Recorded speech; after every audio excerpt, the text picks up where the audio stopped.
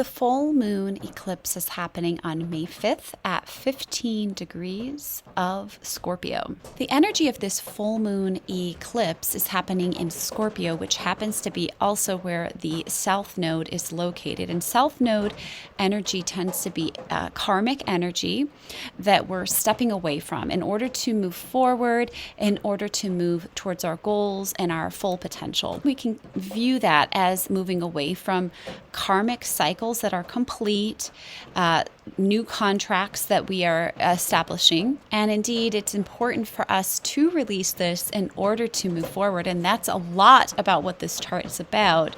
Letting go in order to move forward. What we can release in order to step into what we are meant to step into. For those who are able to view this eclipse, what you would actually see is the shadow of the Earth on the moon's surface. So if you just think symbolically about what it means to be gazing upon the Earth's shadow, that symbolically represents a lot of the energies of this lunar eclipse. We may be asked to look at the shadow of the collective energy that has been hidden from us previously or lurking in the shadows.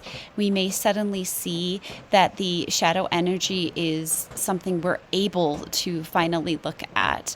And this is also personally going to be reflective of us being able to look at our own shadow energy, and you could look to the house that this is happening in for you to determine what that might reveal. Most of the planets are going to be in Taurus at the time of the eclipse, including the sun. And this is going to be very supportive energy for us to embody, remembering to get back to the basics. The Taurus energy is very much about simplifying and not overwhelming yourself, not overthinking, not over dramatizing things, and do what it is that you can during this time to keep that as your focus. Pluto actually rules seeds and the soil, and Pluto is one of the ruling planets for this eclipse energy, and we're asking to dig very deeply into ourselves during this time in order to see the richness that can be uncovered. But it's only through the willingness of going through this healing process and looking at these places that we haven't maybe wanted to look at that we reap the rewards of what we can harvest down the line. Taurus is also the sign of relationships.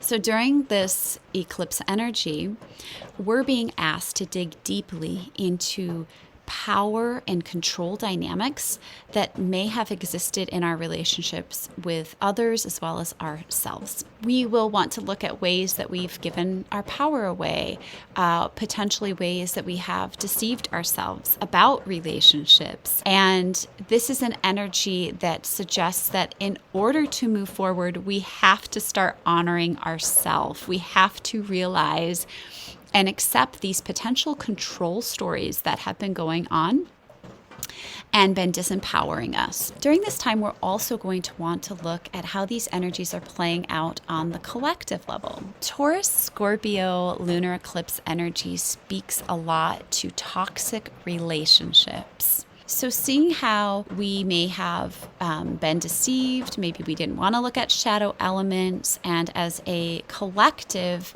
have gone along with the tide rather than rock the boat. And at this time, it may become very obvious and in our faces, undeniable, that this has actually injured us. This has disempowered us, and it will be very difficult to not see some of the truths that are revealed.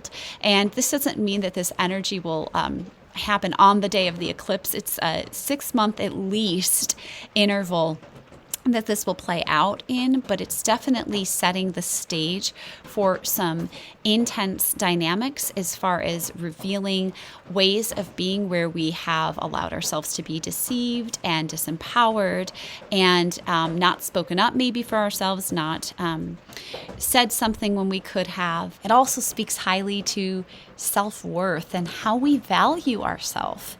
And at this time, we may see that a lot of relationships that weren't serving us simply dissolve as we also step more securely into the energies that Taurus represent around self-worth and self-value.